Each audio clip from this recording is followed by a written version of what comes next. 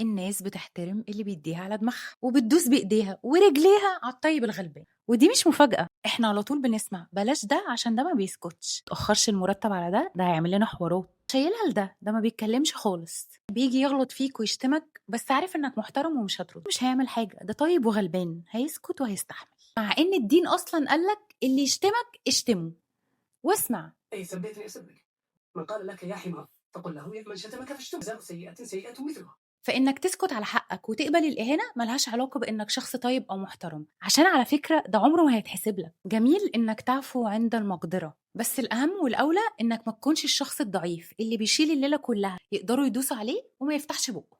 ولو قعدت كتير تعملهم كده وفجأة قررت تتغير بعد فترة كبيرة من الظلم، هم مش هيتقبلوا ده. إيه ده، في إيه؟ هو أنت دلوقتي هتعترض؟ أنت عمرك ما قلت كده.